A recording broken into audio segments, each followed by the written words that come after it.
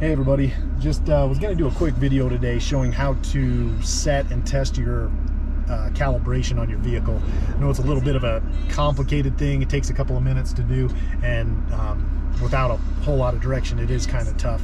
So when you do your calibration, you can do it right from inside of your garage. So let's just take it there. So in your garage, then you can go to the specific vehicle. Now you can make this calibration happen from in the edit section, or you can just click the speedometer and that's going to take you right to it. So what the calibration is actually doing is it's having you do a 15-foot pull, and then we're measuring the forces associated with that and then recommending a setting based off of that. Currently, so this is an Android, and currently with the Android it's landing way too high. So in version 1.4 we actually tightened it up a lot and it's a lot better, but Android, it got rejected because of some blocking and reporting features that we have to put in. So iOS, you are on the 1.4 and it's a lot better, a lot closer. Android, yeah, it lands way high, and I'll show you that on here. But anyways, so what you'll do, you'll go to calibrate.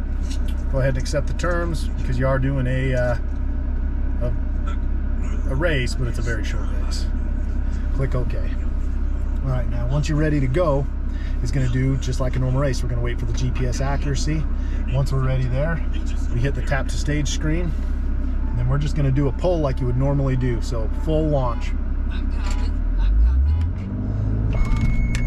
And it'll be 15 feet, and then it's going off. All right, so that returned a 7.31, which I know is way too high, like way too high. This car is more around a 1.7. And so how we can tell that that's way too high is right here. So we can test this setting. All right, accept the terms. And so what you're doing when you test the setting is I generally let the timer run out, wait a couple of seconds, and then rev the vehicle. As long as it doesn't trigger just from revving the vehicle, then I'll do a full launch and see if it triggers. So that's essentially what we're trying to do here is have a setting that's high enough that it doesn't trigger from you just revving the vehicle up to launch, but then low enough that it will actually sense the fact that you've left the line and log your reaction time. So here, we'll give this a try. So you'll see, same thing goes through this. I'm going to go ahead and rev up. Okay, there we go. All right, so I'm revving up like I'm going to launch. Nothing. Nothing. Okay, now I'm going to launch. Okay, we never triggered. That means our setting is way, way too high. So, and you know, I knew that. So basically, I know this, again, is way too high. We're going to take this down to a 1 point, we'll do like a 1.8. I think that's fairly close. So with that said, let's go ahead and test the setting again. Now this one, where we're low enough, the big concern is triggering it too early and ending up with that negative reaction time, because basically if you go too low, it's going to trigger that reaction time right away just from your vehicle revving, or just running. Actually, you can even trigger it just from idling or wiggling around in the seat, something along those lines. So here we're going to give it a try. Again, we let that countdown go. I'm going to rev it up like I'm going to leave. Nothing. Do it one more time, rev it up, go. There we go, reaction time logged. So one more time. So now, so that 1.8 is pretty good. I'm going to show you what happens if you're way too low. Let's take this thing down to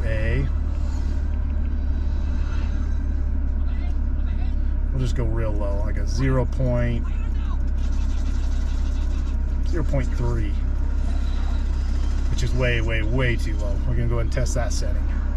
What you're going to notice is that thing's going to instantly trigger. We start looking for your reaction time right when the screen turns yellow and goes to the 3 for the countdown.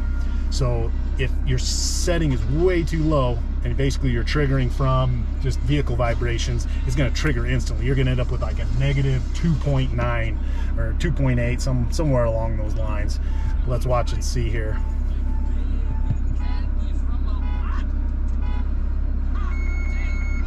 And there you go.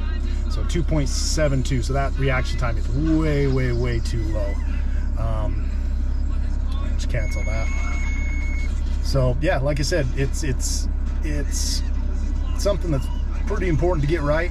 It takes a minute of messing with it like that. That's generally how I do it, is just get the initial setting and then start playing with it. Again, I'm sorry, Android guys, we're working on getting that new version through that'll set things a lot closer.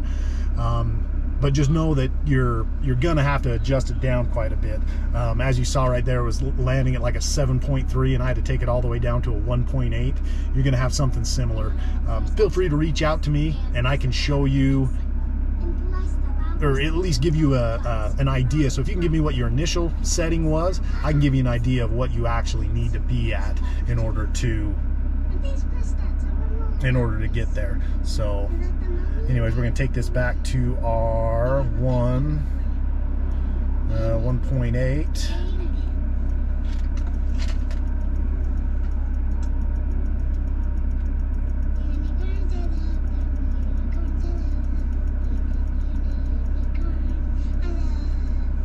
We're going to test setting again. Make sure this is right. Again, when you're doing it, just click through.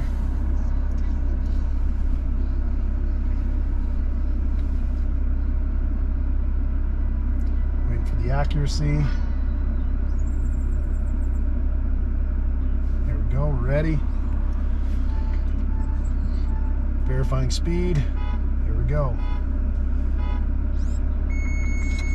Okay, not triggering right away. We're going to rev up, then launch. There we are, set our reaction time. All right, well, hopefully that was helpful for you guys. If you got any questions, again, feel free to reach out. Be happy to answer any questions. Thanks.